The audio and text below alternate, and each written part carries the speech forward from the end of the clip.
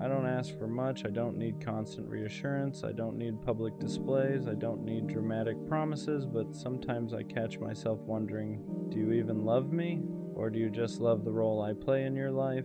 Because there's a difference. Loving someone means you care about their heart. Liking what they do for you means you care about their presence, and those are not the same thing. I'm the easy one to love.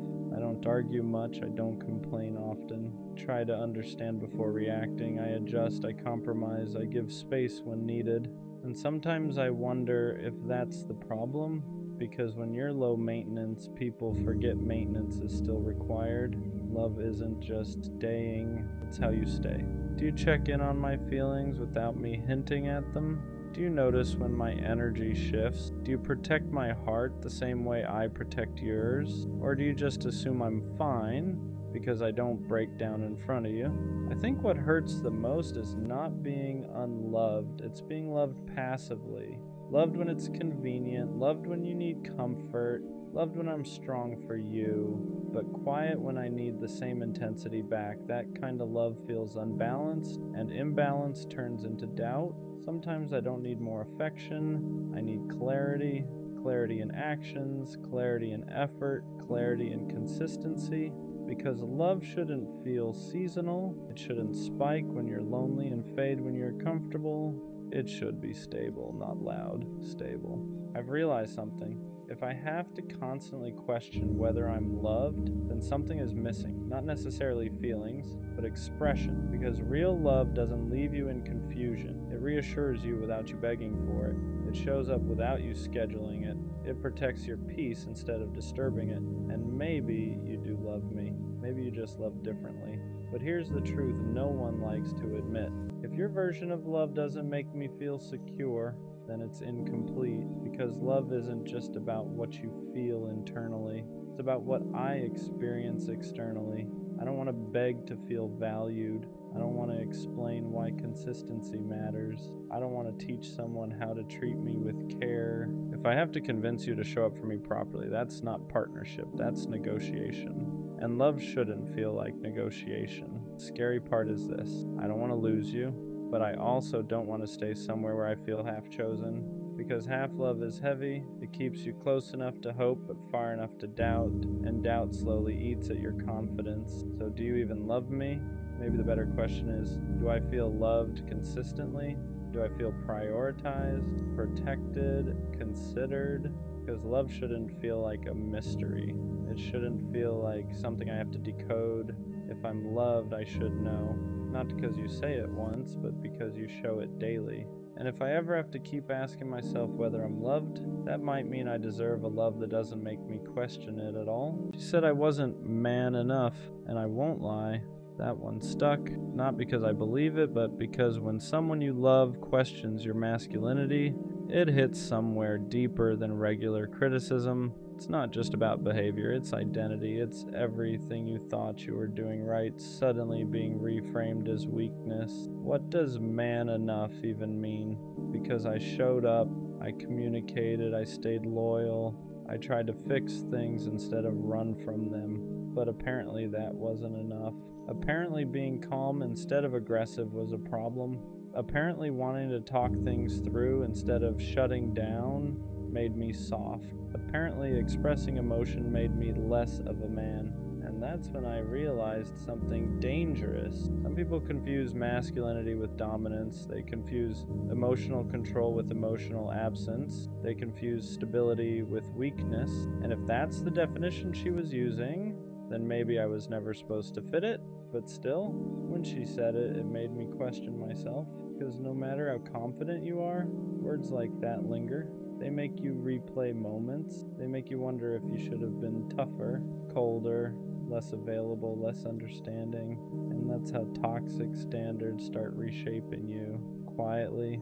I started analyzing everything after that. Was I too patient, too willing to compromise, too quick to apologize? Because I thought being a man meant being responsible, being accountable, being emotionally mature. But maybe she wanted something louder, more dominant, more unpredictable, and that's confusing because society tells men two opposite things. Be strong, but don't be cold. Be vulnerable, but don't be weak. Lead, but don't control. And somehow you're supposed to balance all of it perfectly.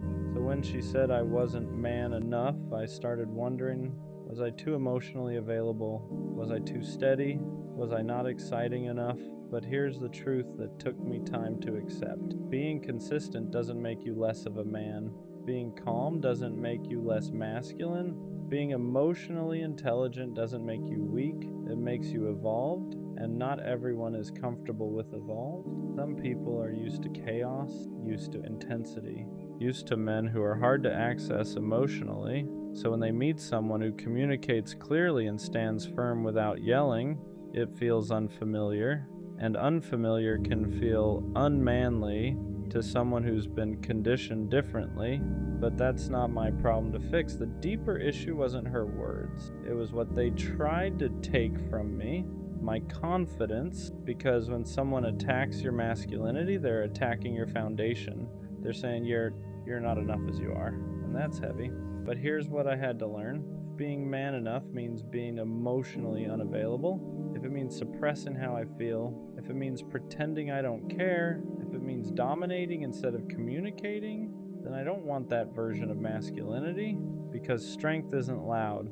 It's controlled, it's stable, it's secure enough to not overreact. It's confident enough to not prove itself constantly. And maybe she mistook calm for weak. Maybe she mistook kindness for softness. Maybe she mistook emotional awareness for insecurity. But that doesn't redefine me, it just shows what she was used to.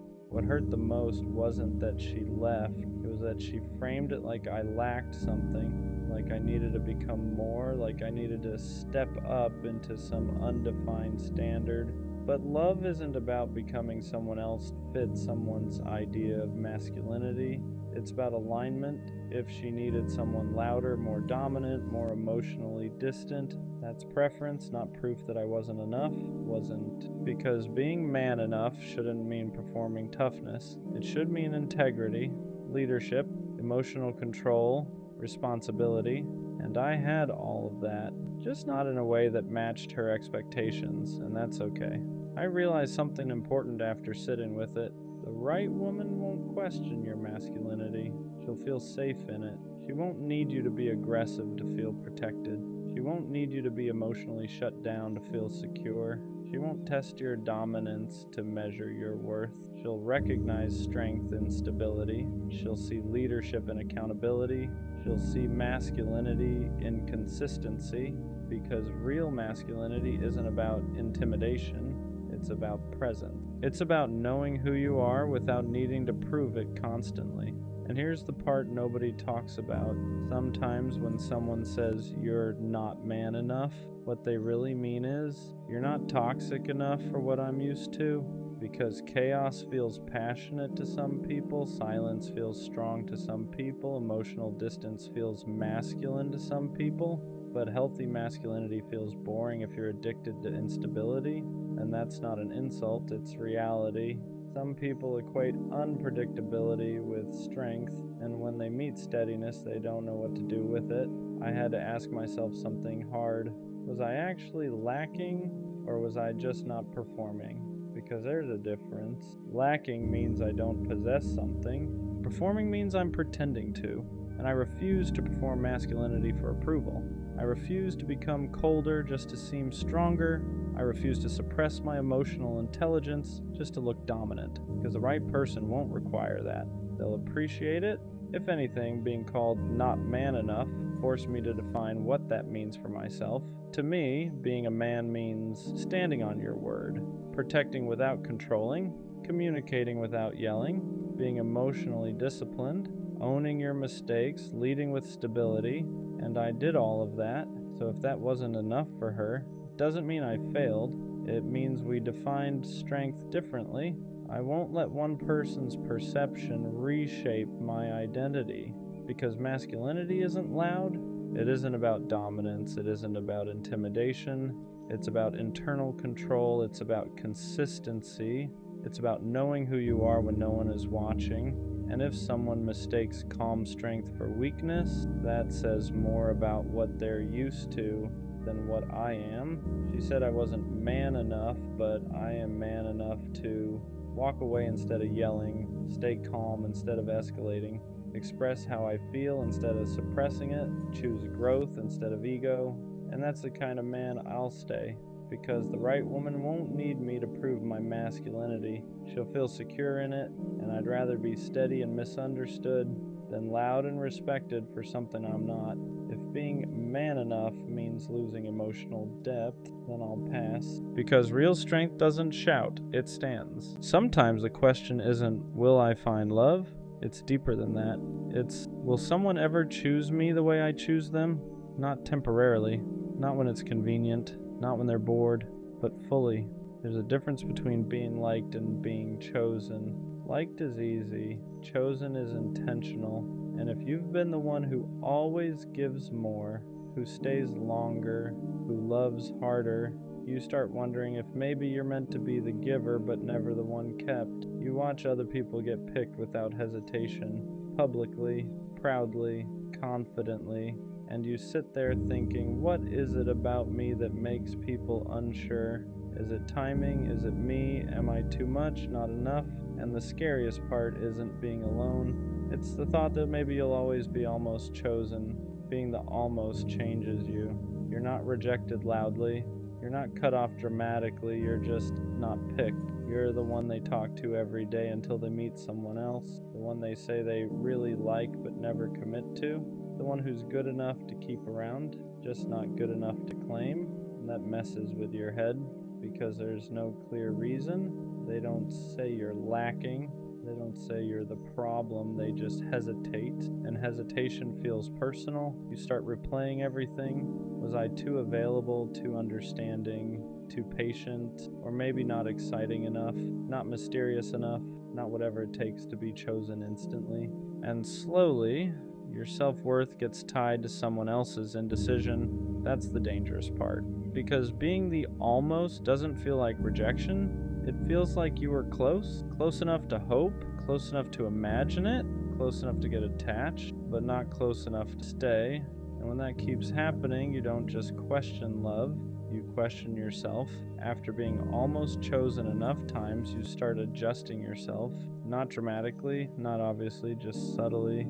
You become a little less expressive, a little less attached, a little less honest about how much you care. Because maybe that's the problem. Maybe you're too available, too deep, too ready. So you try being cooler, more detached, more mysterious. You pretend you don't need reassurance. You act like you're fine with seeing where it goes. You downplay your feelings so you don't scare anyone off. But here's the truth. Shrinking yourself doesn't make you more lovable.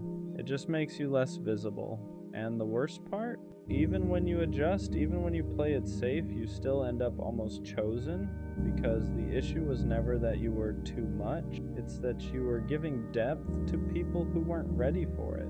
And instead of realizing that, you internalized their hesitation, you made it about your value, you thought, if I just change this one thing, maybe next time they'll stay. But love isn't unlocked by becoming smaller. It's aligned by being fully yourself and meeting someone who doesn't hesitate. And the sooner you stop reshaping yourself for someone's indecision, the sooner you realize you were never lacking. You were just misaligned. After a while, you stop expecting to be chosen, not because you don't want it, but because you're tired of getting your hopes up. So now, whenever something starts to feel good, you brace yourself. You tell yourself not to get excited, not to imagine too far ahead, not to believe it too much, because history has taught you how this usually ends. You assume they'll lose interest, assume they'll find someone better, assume you'll become the almost again. And that mindset is heavy, because you're not just protecting yourself, you're preparing for rejection before it even happens. You start reading into small changes, shorter text, longer replies, different energy. And instead of feeling secure, you feel on edge, not because they've done something wrong, but because you've been here before. You've felt the slow fade You've watched interest turn into distance. You've experienced the shift from excitement to uncertainty, so now you expect it, and expecting rejection changes how you show up. You hold back, you don't fully invest, you act like you care less than you do, because if it falls apart again, at least you can say you weren't all in, but deep down, you don't want to live like that. You don't want to approach love like it's already ending. You just want one time where it doesn't. There's a difference between being unwanted and being unmatched. And if you've been the almost too many times, you start confusing the two. Unwanted feels personal, like there's something wrong with you, like you're missing some quality everyone else seems to have. Unmatched is different. Unmatched means the timing was off, the emotional depth wasn't equal, the intentions weren't aligned. Unmatched isn't about your worth, it's about compatibility. But when someone hesitates to choose you, it doesn't feel like misalignment, it feels like rejection. And rejection feels final. You forget that love isn't a competition, that being chosen isn't about being better, it's about being right for each other at the same time. You can be attractive, kind, emotionally available, and still not be someone's person. That doesn't reduce you. It just means alignment wasn't there. And the moment you stop asking, "What's wrong with me?" and start asking, "Were we actually aligned?" everything shifts, because maybe you weren't almost chosen. Maybe you were just never meant to settle for someone unsure. Here's something you don't realize at first. Your fear of not being chosen might actually be protecting you, because when you're scared of being the almost again, you start paying attention. You notice inconsistency faster. You recognize mixed signals sooner.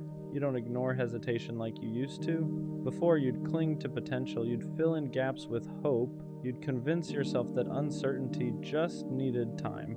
Now, you watch. You see when someone's energy shifts. You see when effort isn't equal. You see when you're the only one leaning in. And instead of begging to be chosen, you pull back. Not out of ego, not out of pride, but out of self-respect, because deep down you don't want to be chosen by someone who's unsure. You don't want to be picked after being compared, after being doubted, after being an option. You want someone certain. So maybe the real shift isn't asking, "Will I ever be chosen?" It's asking, do I even want to be chosen by someone who hesitates? And that question changes everything. At some point you get tired of chasing certainty from other people. You get tired of waiting for someone to confirm your value, tired of reading into words, tired of hoping their actions will finally match. So something shifts. Instead of asking, do they want me? You start asking, do I even want this? That's power. Because when you become certain in yourself, you stop needing constant reassurance. You know what you bring, you know how you love, you know the depth you offer. And that confidence changes your energy. You don't beg, you don't overprove, you don't shrink to stay, you let people show up or not. And if they hesitate, you don't internalize it. You understand that someone else's confusion is not a reflection of your worth. You stop trying to convince people to choose you, because the right person won't need convincing. They'll recognize you, and more importantly, you'll recognize them. Not because they picked you, but because they're clear, consistent, and certain. And this time, certainty goes both ways. Here's the part nobody tells you. Being chosen starts with choosing yourself first, not in a cliche way, not in a "I don't need anyone" way, but in a real way. It's choosing not to stay where you feel unsure, choosing not to compete for attention, choosing not to lower your standards just to secure a spot in someone's life. Because when you don't choose yourself, you'll accept being almost chosen. You'll accept being an option, maybe a placeholder. But when you decide you're not negotiable, everything shifts. You stop trying to earn love. You stop proving your worth. You stop overextending just to feel wanted. You realize something important. If someone has to debate whether you're enough, they're not your person. Choosing yourself means walking away even when you like them, even when there's potential, even when part of you hopes they'll change, because you don't want reluctant love. You want certainty. And the moment you become certain that you deserve that, you stop fearing the question, will I ever be chosen, because you already are, by yourself. Love feels different when you don't need it to validate you. Before, being chosen felt like proof that you were enough, proof that you were desirable, proof that you mattered. So when someone hesitated, it shook you because it felt like they were confirming your worst fear. Now, love isn't proof anymore, it's a bonus. You don't look at someone's commitment as a measurement of your worth. You don't panic when someone pulls away. You don't chase reassurance like you used to, because your value isn't waiting on someone else's decision, and that changes everything. You approach love calmly, you enjoy it without clinging to it, you let it build instead of forcing it. You don't need someone to choose you to feel complete. You want to be chosen, yes, but you don't need it to feel worthy. And that shift is powerful, because when love is no longer validation, you stop settling for almost. You stop trying to convince someone. You stop auditioning for a role in their life. You let them decide. And if they hesitate, you don't break, you move on. So, will I ever be chosen? Yeah, but not in the way I used to think. I used to believe being chosen meant someone finally seeing my value, finally realizing what I bring, finally deciding I was enough. But I see it differently now. The right person won't discover my worth, they'll recognize it immediately. There won't be hesitation, no comparing, no, I'm not sure what I want. It'll be clear, because when someone is aligned with you, choosing you isn't a debate, it's natural. And here's the real answer to the question: I will be chosen when I stop entertaining people who are unsure. I will be chosen when I don't accept almost, when I don't beg for clarity, when I walk away from hesitation. Because being chosen isn't about being better than someone else. It's about being right for someone who's right for you. And until that happens, I'm not behind, I'm not lacking, I'm not unlovable, I'm just not settling. So yeah, I'll be chosen. Not by someone confused, not by someone temporary, not by someone half in, but by someone certain. And this time I'll be just as certain back. No one really talks about how long some men are willing to wait for the one person they truly want. Not days, not weeks, months, sometimes years. And it usually starts with something small, something that doesn't sound final. She says, maybe one day. I'm just not ready right now. I need time. And he hears that like it's a promise, like it means not now doesn't mean never. So he holds on to those words, replays them, builds hope around them, and he waits. He doesn't make it obvious, he doesn't beg, he doesn't pressure. He waits quietly, patiently, convincing everyone, including himself, that he's fine. Because when a man sees you in his future, when he's already chosen you in his heart, waiting feels easier than letting go. He tells himself she's healing, she's figuring things out. She'll come back when she's ready. And sometimes it's hard to tell if that kind of waiting is beautiful or self-destructive, because love like that is rare. A man who's willing to pause his own needs, put his feelings on hold, stay loyal to the idea of you without knowing if you'll ever choose him back. That's not weakness, that's commitment. But commitment without clarity can slowly break someone. So if you have a man like that, someone willing to wait while you sort through your life, you can't treat that lightly. Take the time you need, heal what you need to heal, do what you need to do, but don't let him wait if you already know you're not coming back. Because the cruelest thing is letting someone hold on to hope when all that's waiting for them is disappointment. A lot of men won't walk away. They'll keep telling themselves one more month, one more sign, one more chance, not because they're desperate, but because they care. So if you can love him again, do it fully. And if you can't, tell him, don't make him wait just to slowly lose himself loving someone who was never going to return. What people don't see is what waiting does to him. Not on the outside. He looks fine. He still shows up. Still laughs at the right moment, still pretends he hasn't built his days around the possibility of you coming back. But inside, everything is on pause. He doesn't let himself move on, doesn't let himself get close to anyone else, doesn't let himself fully hope or fully let go, because doing either would feel like betraying the future he pictured with you. So he lives in the middle, not chosen, not free, just waiting. He rereads old messages looking for reassurance that maybe he didn't imagine the connection. He remembers how you looked at him, how you laughed with him, how real it felt, and that's what keeps him there. Not obsession, not desperation, memory. He tells himself real love requires patience, that if it's meant to be, it'll come back around. But patience without direction starts turning into quiet pain, because every time you say, "I don't know yet," he hears, "Not now, but maybe," and maybe is enough to keep him holding on. What breaks him isn't waiting itself. It's not knowing whether the waiting means something to you too. He would wait longer if he knew it mattered. He would walk away if he knew it didn't. But uncertainty keeps him stuck, and the longer he stays there, the more of himself he puts on hold. His needs, his timing, his chance to be loved fully, all for someone who may never come back. And that's the part no one talks about. Waiting doesn't just cost time, it costs pieces of him he doesn't realize he's giving away. At some point, the waiting starts asking questions back, not out loud, not in a way he can easily answer, just quiet thoughts that show up late at night when there's nothing left to distract him. Am I being patient, or am I just afraid to let go? Because there's a difference. Patience comes with trust, with direction, with some kind of reassurance that the waiting has meaning, but what he has is uncertainty. He's not waiting because he's calm. He's waiting because walking away would mean admitting that the future he imagined might never happen. And that's harder than staying still, so he tells himself stories. That love is supposed to hurt a little, that timing matters more than readiness, that if he just proves he's loyal enough, consistent enough, understanding enough, it'll all make sense one day. But love isn't supposed to feel like erasing yourself. It isn't supposed to require putting your life on hold indefinitely.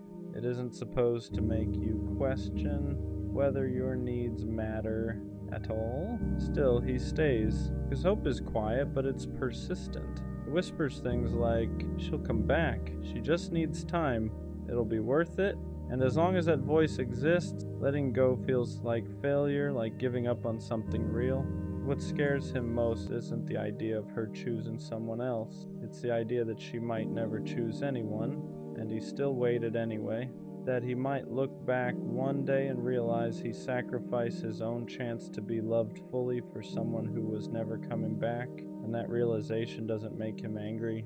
It makes him tired, because waiting stopped feeling romantic a long time ago. Now it just feels heavy. And deep down, he's starting to understand something he's been avoiding. Love shouldn't feel like standing still while life passes you by.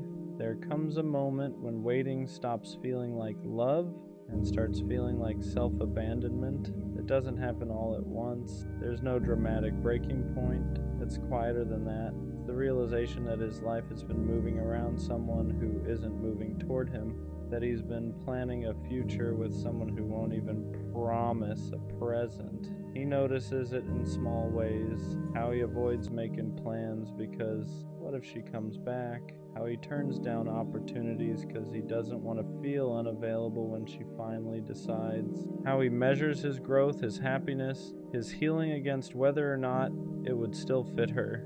And that's when it hits him. Waiting has slowly become a way of disappearing, not because he doesn't love her, but because loving her has started costing him himself. He tells himself love requires sacrifice, but sacrifice isn't supposed to be one-sided.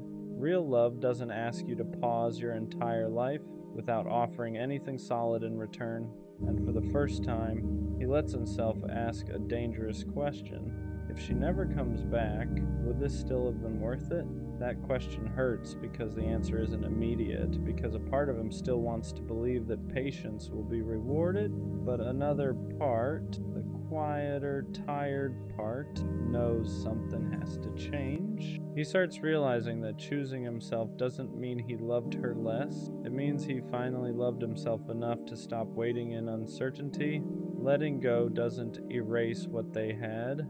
It doesn't make the feelings fake. It doesn't turn the waiting into a mistake. It just means he's done confusing hope with a promise, because love shouldn't require you to disappear quietly just to prove you're loyal.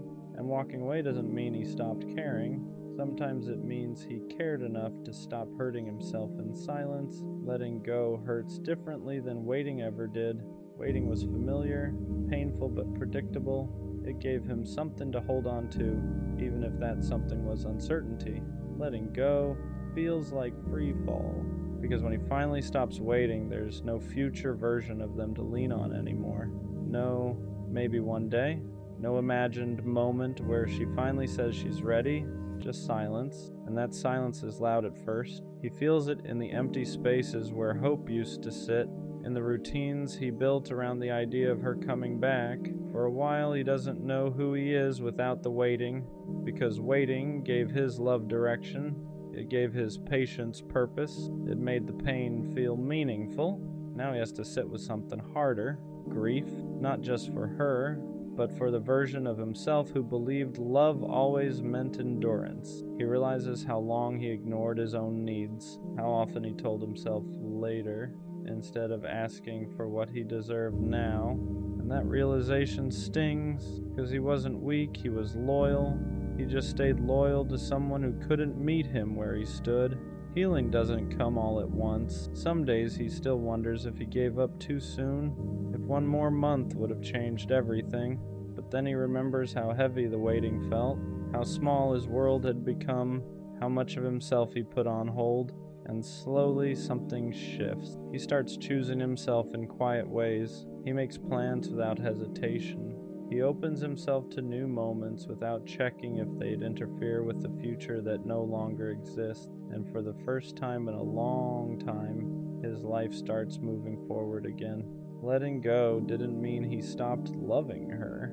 It meant he stopped abandoning himself. And that's when healing actually began. After the waiting ends, there's a strange emptiness that follows, not because he lost her, but because he lost the version of himself that believed love had to hurt to be real. For a long time, his worth was tied to patience, to loyalty, to how much he was willing to endure without being chosen back. And when that chapter closed, he didn't immediately feel strong. He felt unsure, because when you spend so long putting someone else first, you forget what it feels like to be a priority in your own life. He starts noticing it in small moments, how uncomfortable it feels to ask for what he needs, how he second guesses himself when someone shows interest too easily, because ease feels unfamiliar now. He was used to earning affection, proving commitment, waiting quietly without complaint, so when someone shows up without confusion or hesitation, it almost feels wrong. Like love should require more suffering than this. That's when he realizes how deeply the waiting shaped him. He didn't just pause his life, he learned to minimize himself. He learned that his needs could wait, that his feelings were negotiable, that love meant staying even when nothing was being offered in return.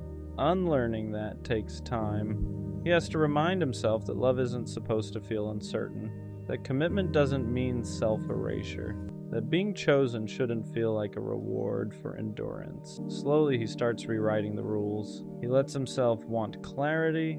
He lets himself walk away when something feels one-sided. He stops confusing consistency with compatibility, and piece by piece his sense of worth comes back. Not because someone else validates it, but because he no longer abandons himself to keep someone else comfortable. He waited because he meant it, but now he understands something important. The right person won't need him to suffer quietly to prove his love. They'll meet him where he stands. Waiting leaves marks, not obvious ones. Nothing you can point to and explain easily.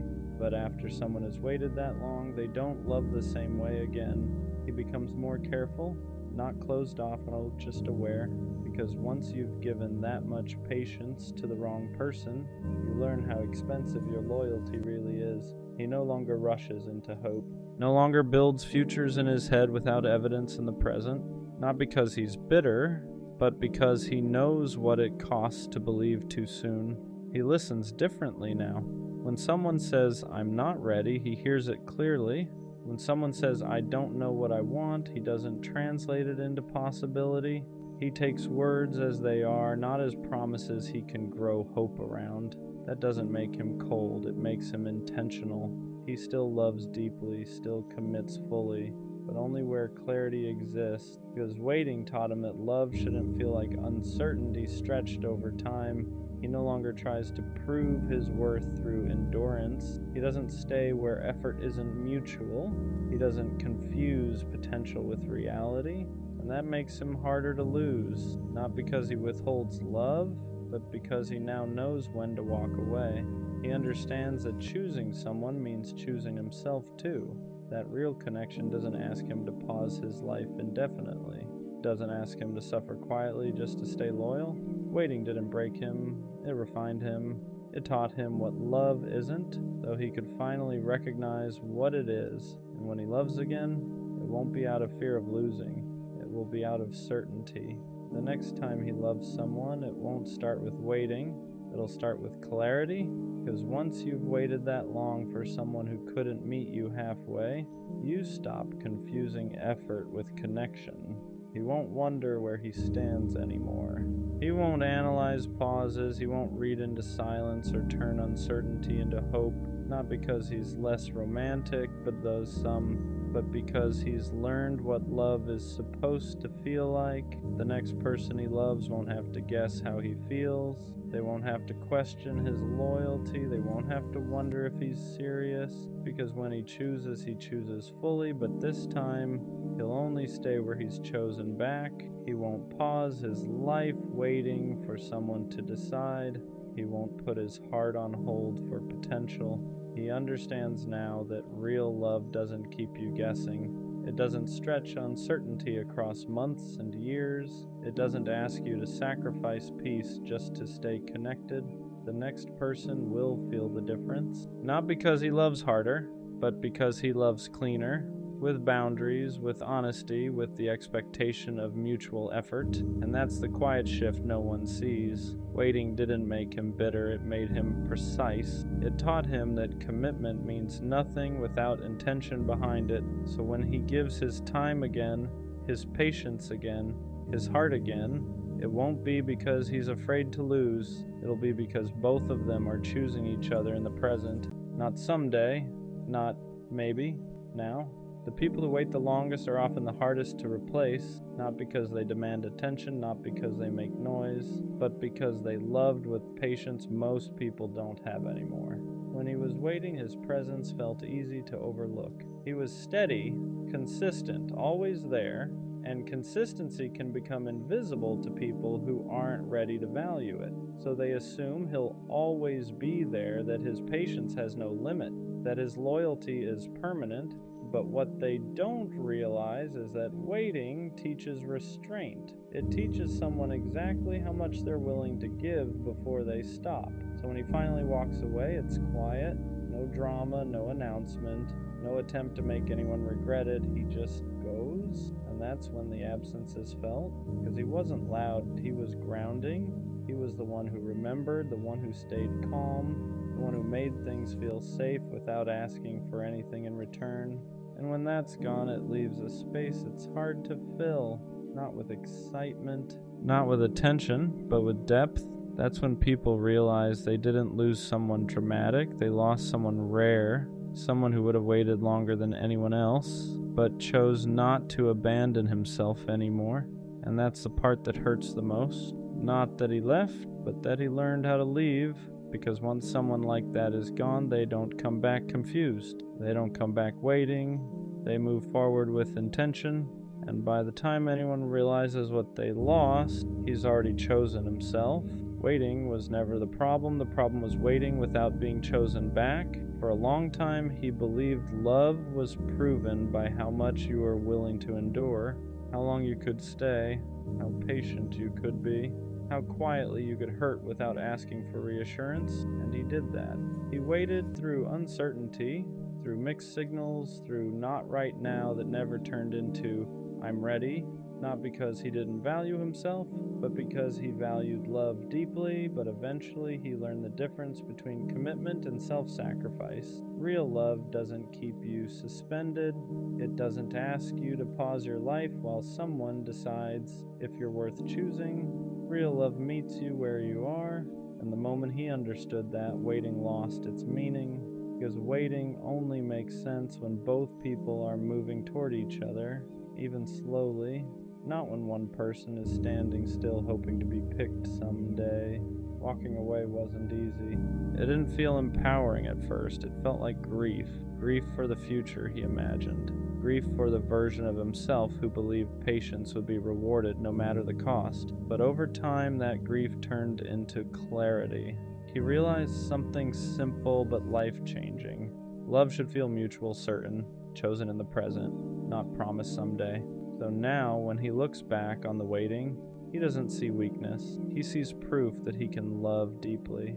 But he also sees the moment he learned to stop giving that depth to people who couldn't return it. He waited because he meant it, but he walked away because he finally understood that the right person won't need him to wait at all. They'll choose him clearly, willingly, and without hesitation, and that's not something you ever have to earn by putting your life on hold. I didn't walk into this guarded, I didn't play games, I didn't keep one foot out the door. I trusted you. I trusted your words. I trusted the way you looked at me like I was safe. I trusted the version of you showed me when it was just us. And that's what hurts the most. Not that you left, but that you let me believe you wouldn't. I opened up in ways I don't do often. I told you things I never say out loud. I let myself feel comfortable being soft around you, and you watched me do that.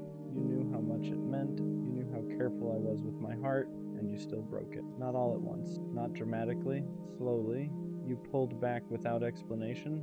You changed without warning. You stopped choosing me, but kept me close enough to not fully let go.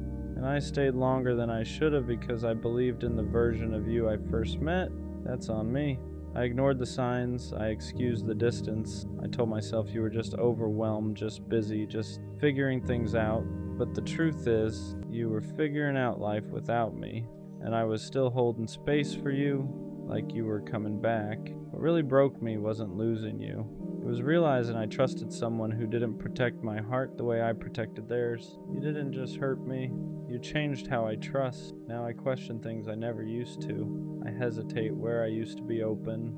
I hold back where I used to give freely, not because I'm bitter, but because I learned the hard way that not everyone deserves access to me.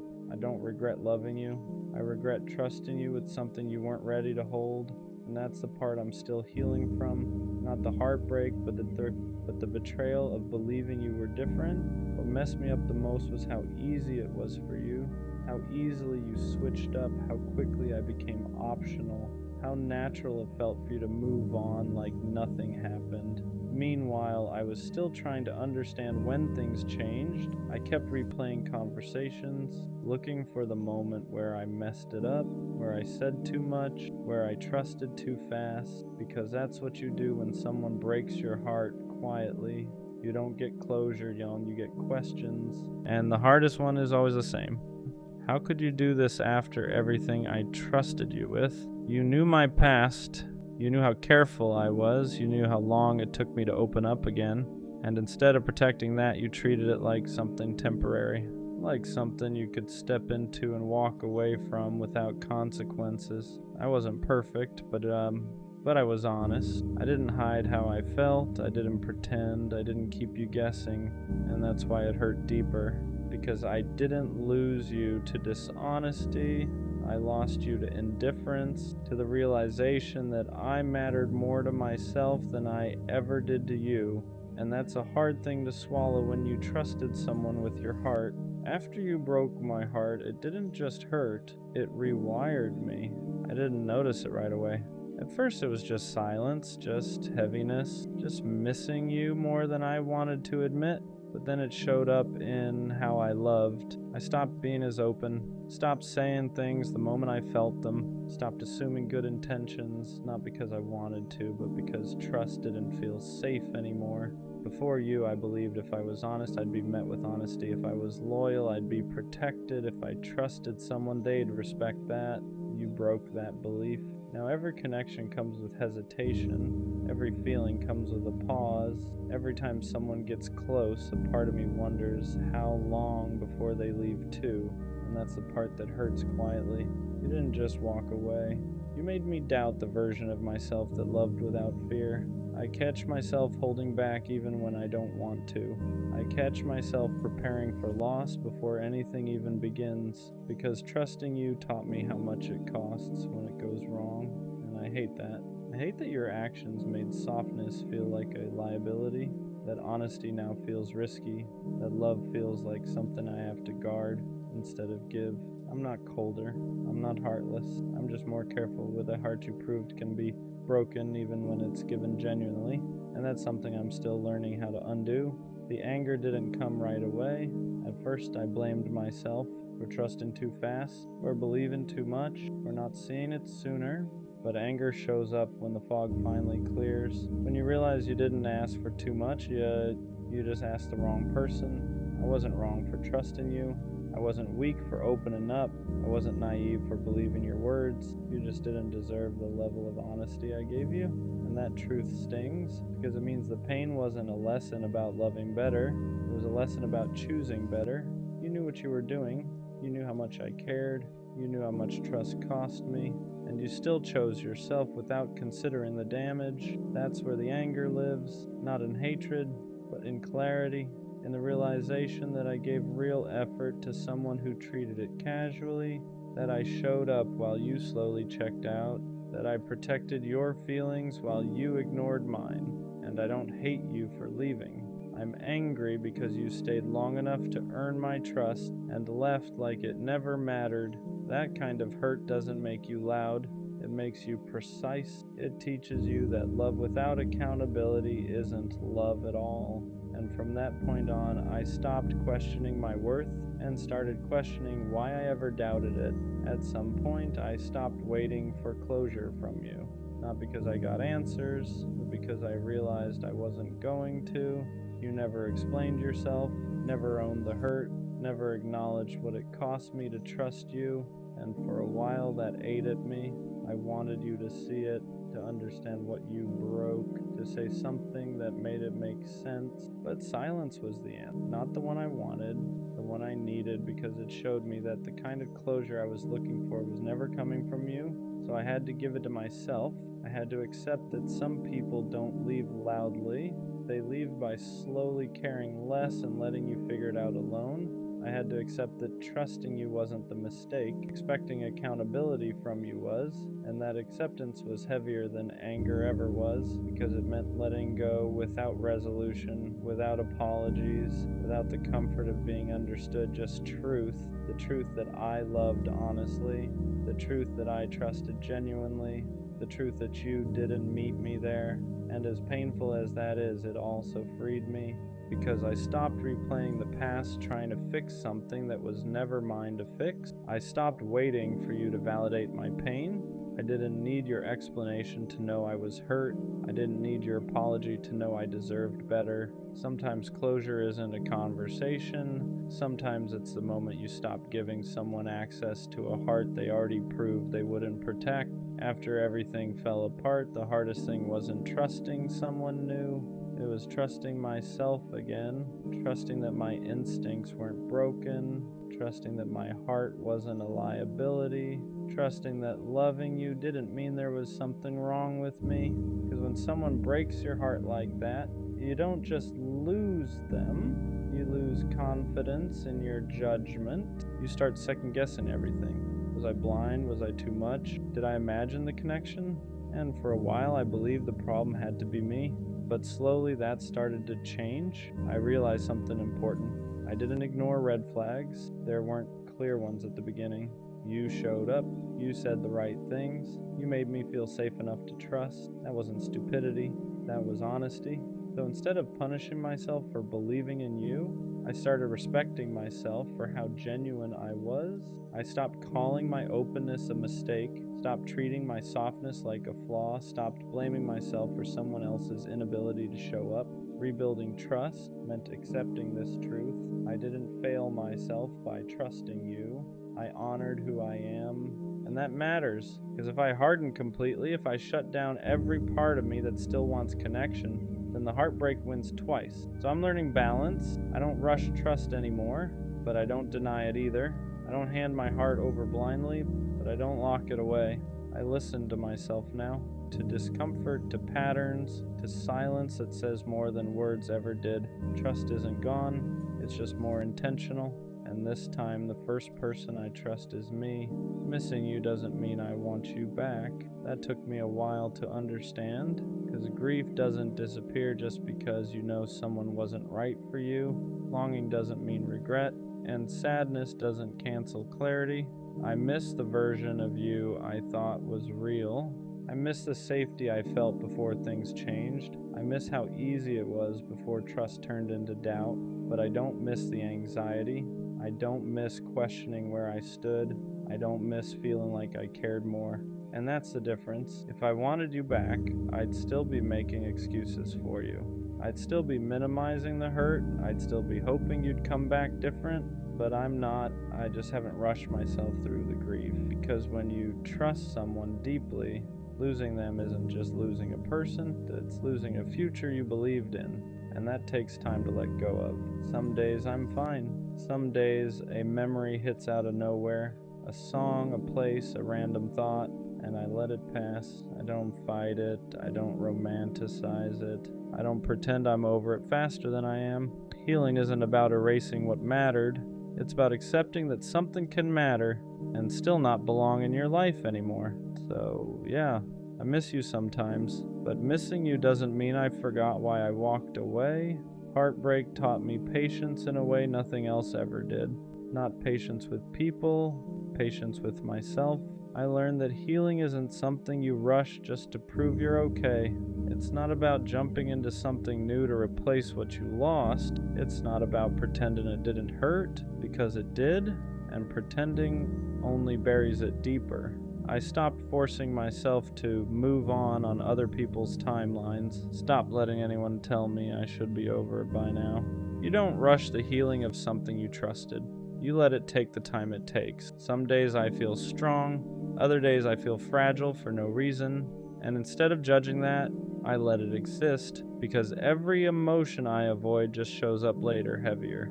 Patience taught me this. You don't heal by replacing someone, you heal by understanding why losing them hurt the way it did. I trusted you. That wasn't small, that wasn't casual, so yeah. It takes time to rebuild the parts of me that believed safety could be permanent, but I'd rather heal slowly and honestly than rush into numbness and call it strength. I'm not behind, I'm not weak, I'm not stuck.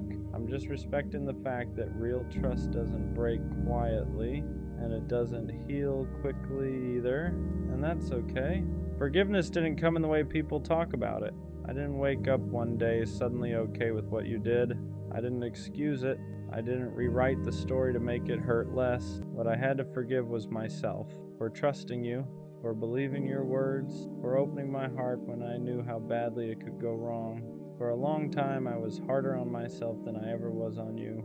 I kept thinking I should have known better. I should have seen it coming. I should have protected myself more. But that thinking only added another layer of pain, because loving honestly was never the mistake. I didn't betray myself by trusting you. I honored who I am. I showed up real. I was present. I was vulnerable in a world that tells people not to be. And yeah, that made the heartbreak deeper. But it also means nothing about my love was fake. Forgiving myself meant accepting this. I didn't lose because I trusted. I lost because someone couldn't meet me at the level I was willing to give. And that's not something I need to punish myself for. So I stopped replaying the past, looking for a version of me that could have avoided the hurt. There wasn't one. Sometimes pain isn't a warning you missed. Sometimes it's just the cost of being genuine with the wrong person. And once I understood that, the shame started to loosen its grip. I could carry the memory without carrying the blame. Trusting you taught me something I never wanted to learn this way. That love can be real and still not last. That intentions can be genuine and still fall apart. That opening your heart doesn't guarantee someone will protect it, but it also taught me something else, something important. I learned that the way I love isn't the problem. I didn't lose myself by trusting you. I didn't fail because I believed in us. I didn't weaken myself by being honest. I showed up as who I am, and that matters. You broke my heart, but you didn't break my ability to love. You shook my trust, but you didn't erase my values. You hurt me, but you didn't define me. What you really did was show me the difference between someone who feels safe and someone who actually is, between words and consistency, between effort and presence, between connection and commitment. I won't forget you, not because I want you back, but because you were a chapter that taught me how deeply I can feel. And next time, I won't give that depth to someone who treats it casually. I'll trust again, just not blindly. I'll love again, just not at the cost of myself. You didn't ruin love for me.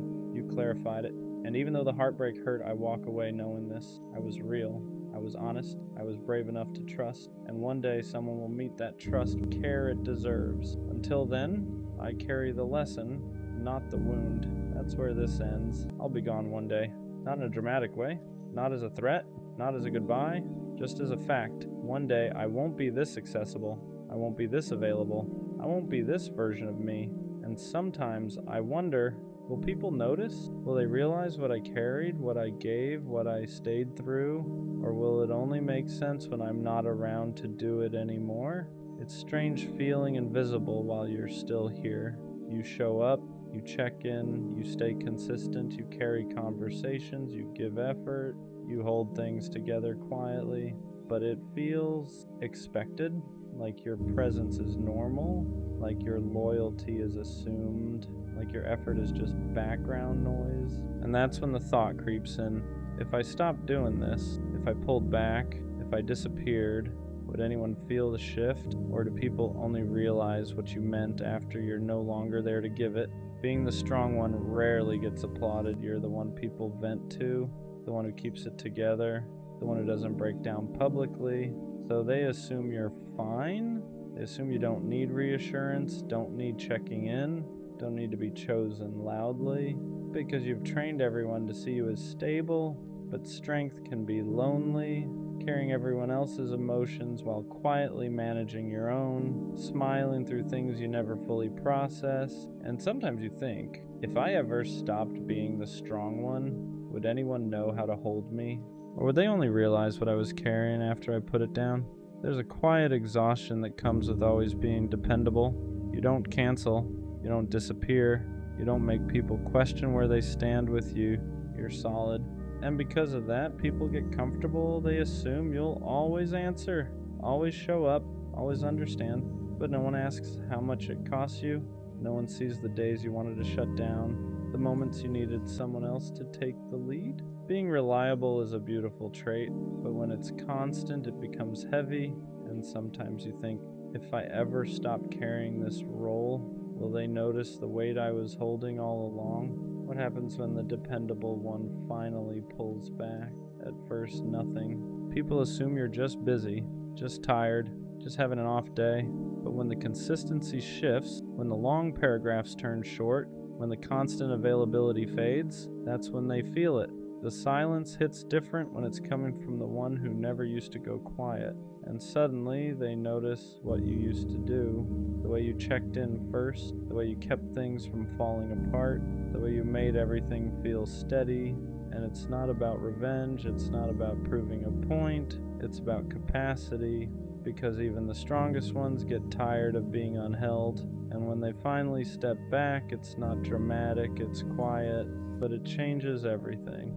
Being gone doesn't always mean physically leaving. Sometimes it means emotionally detaching. Still replying, but not overextending. Still present, but not pouring the same energy. Still there, but no longer carrying what isn't yours. That shift is subtle. You don't announce it, you don't explain it, you just stop overgiving. And the people who were used to your full capacity start to feel the difference, because now you're protecting your energy instead of offering it endlessly. You're choosing peace over being needed, and sometimes that's the real goodbye. not disappearing, just deciding you deserve to be poured into too. Being gone one day might not mean disappearing. It might mean evolving, becoming a version of yourself that not everyone gets access to anymore. The version that over-explains, that overextends, that tolerates bare minimum, gone. The version that accepts crumbs just to keep the peace, gone.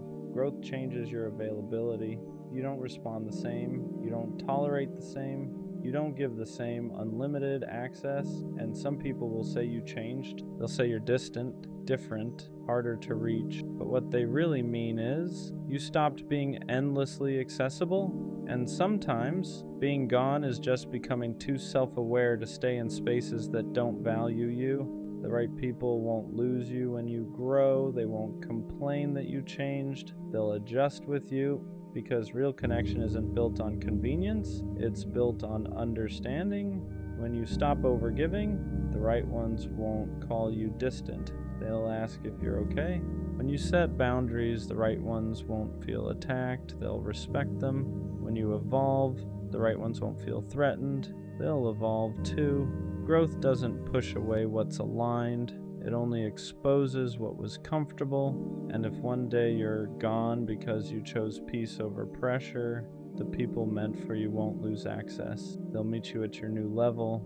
One day, being gone might just mean I finally chose myself, not selfishly, not dramatically, fully choosing peace over pressure, fully choosing growth over familiarity, fully choosing reciprocity over exhaustion, because for a long time I chose understanding, I chose patience, I chose staying, even when it drained me. But one day I'll choose alignment, and that might look like distance to people who benefited from my overgiving. It might look like silence to people who only checked in when I carried things. But to me, it'll feel like relief, because being gone isn't always about leaving others. Sometimes it's about finally not leaving yourself. I'll be gone one day, but not in a tragic way, in a transformative way. I'll be gone from the spaces that drained me, gone from the roles that confined me, gone from the version of me that overgave just to be appreciated. And the people who only valued what I provided, they'll call it distance. The people who only noticed when I carried things, they'll call it change. But the ones who truly saw me, they'll understand. Because being gone isn't disappearing, it's evolution. It's choosing peace over performance, reciprocity over exhaustion, alignment over attachment. One day I'll be gone, and it won't be because I faded.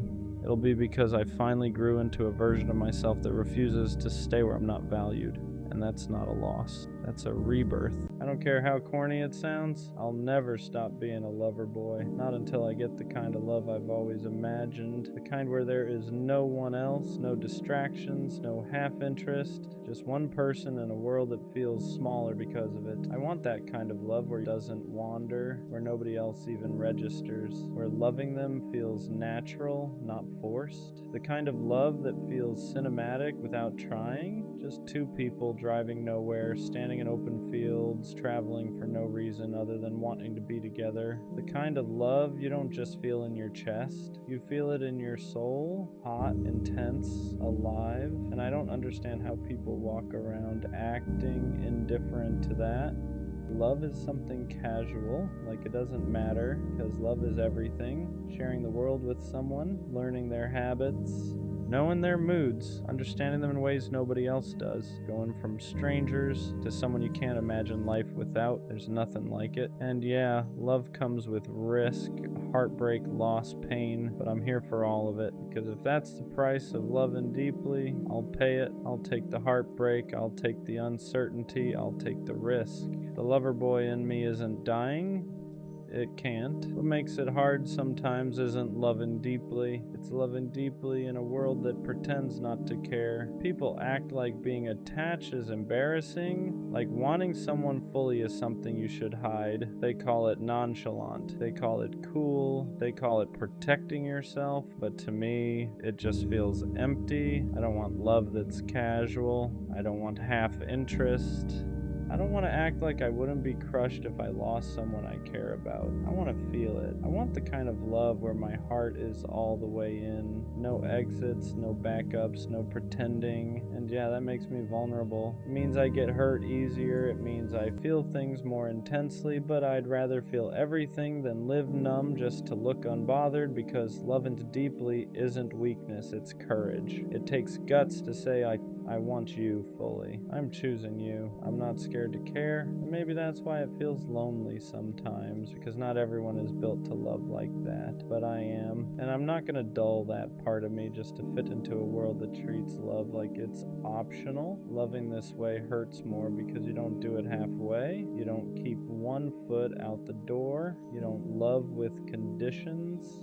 You don't calculate how much to give. When you fall completely. And that means when things don't work out, it hits harder. You don't just lose a person, you lose the future you already imagined, the places you pictured going together, the version of yourself that only existed with them. People say, don't get your hopes up, protect your care less, but that's never been you. You don't know how to want someone quietly, you don't know how to love without meaning it, and you don't want to learn, because even when it hurts, loving deeply still feels better than pretending you don't care. Yeah, heartbreak changes you. It slows you down, makes you cautious for a while, but it never kills that part of you that believes in something more. And that's the difference. Some people close their hearts after pain. Others keep theirs open, not because they're naive, but because they refuse to let disappointment turn them cold. You don't love deeply because it's easy. You love deeply because that's who you are. And even when it costs you, you'd rather feel everything than live a life that feels empty. The truth is, you already know how this can end. You know love can break you. You know it can leave scars. You know it can take pieces you don't get back, and still you choose it. Not because you're reckless, not because you're desperate, but because a life without love feels smaller than a life with heartbreak. You're not chasing perfection, you're chasing connection. The kind that makes the world feel louder and quieter at the same time. The kind that turns ordinary moments into memories. The kind that makes you feel seen in ways words can't explain. People say love like that is unrealistic, that it only exists in movies or stories, but you've felt glimpses of it, enough to know it's real, and once you've felt that, you can't pretend you don't want it anymore. So yeah, you risk it again, you open your heart again, you believe again, not because you forgot the pain, but because you decided it wasn't stronger than your capacity to love. Being a lover boy doesn't mean you ignore reality, it means you face it and still choose love anyway. When you say you want that kind of love, you're not talking about perfection, you're not chasing fantasy or some unrealistic fairy tale ending, you're talking about presence, the kind of love where you don't feel alone even when you're silent, where being together feels natural, not forced, where effort doesn't feel like work. Is waking up and knowing there's one person in the world who chooses you without hesitation, not because they have to, but because they want to. It's traveling with no plan and still feeling grounded, standing in open spaces and realizing the world feels fuller just because they're next to you. It's loyalty without fear, commitment without control, love that feels intense but never unsafe. That's the kind of love you want. Not obsession, not possession, connection. The kind where you don't question intentions, you don't wonder where you stand, you don't compete with distractions, you're just there, fully, openly chosen, and wanting that doesn't make you unrealistic, it makes you honest. Because once you know how deeply you can love, you stop settling for anything that asks you to dim that fire. Waiting doesn't scare you, settling does. You've seen what happens when people accept less than what they feel. They grow distant, they grow quiet, they start convincing themselves that good enough is enough, and you don't want that. You don't want a love that feels convenient. You don't want someone who chooses you only when it's easy. You want someone who stays when it's real, when it's messy, when it requires effort. So you wait, not because you think you're better than anyone, but because you know yourself. You know how deeply you love, you know how much you give, and you know what happens when that kind of heart ends up in the wrong hands. You'd rather be alone than feel lonely. lonely next to someone who doesn't meet you where you stand. And yeah, some days it gets heavy, watching people pair off, watching others settle into relationships that look fine on the surface, but deep down, you're not jealous. You're patient, because you're not searching for company. You're waiting for alignment, for someone who doesn't flinch at your intensity, who doesn't joke about your softness, who doesn't treat your loyalty like it's replaceable. You're waiting for someone who wants the same kind of love you do. All in, no exits. And until that shows up, you're not lowering your standards, you're protecting your heart. If it ever happens, when someone finally matches your energy, you'll feel the difference immediately. Not fireworks, not chaos, not anxiety disguised as excitement, clarity. You won't question where you stand. You won't wonder if you're asking for too much. You won't feel like you're loving harder than you're being loved. It'll feel mutual in a way you're not used to. They won't flinch at your intensity. They won't joke about you caring too much. They won't act overwhelmed by the way you love. They'll meet it. Your effort won't scare them. It'll reassure them. Your loyalty won't feel rare. It'll feel natural. And the craziest part, you won't feel like you're chasing anything. No convincing. No proving, no waiting for them to catch up emotionally. They'll already be there. And suddenly, all that waiting makes sense. All the times you didn't settle, all the times you walked away, all the times you chose being alone over being half loved. You'll realize you weren't asking for too much. You were just asking the wrong people. When someone finally loves you the way you've always loved others, it won't feel overwhelming. It'll feel right. At the end of everything, after the waiting, the heartbreak, the disappointment, the almost, one thing never leaves: your capacity to love. You don't lose it, even when people try to convince you that you should, even when the world rewards detachment, even when acting unbothered looks easier, even when caring deeply costs you more than you expected, because loving fully was never a phase for you. It's part of who you are. You were built to feel things deeply, to choose one person and mean it, to love in a way that's intentional, loyal, and complete. And yeah, that makes you vulnerable, but it also makes you real. The lover boy in you survives every heartbreak, not because you forget the pain, but because you decide it's not stronger than your heart. You don't regret loving, you don't regret believing, you don't regret wanting something rare, because one day someone will meet you in that same place. They won't laugh at your intensity. They won't treat your love like it's extra. They won't ask you to tone it down. They'll recognize it, and when that happens, everything you held on to will make sense. So no, the lover boy in you doesn't die, he just waits. And when the right love finally arrives, he'll be ready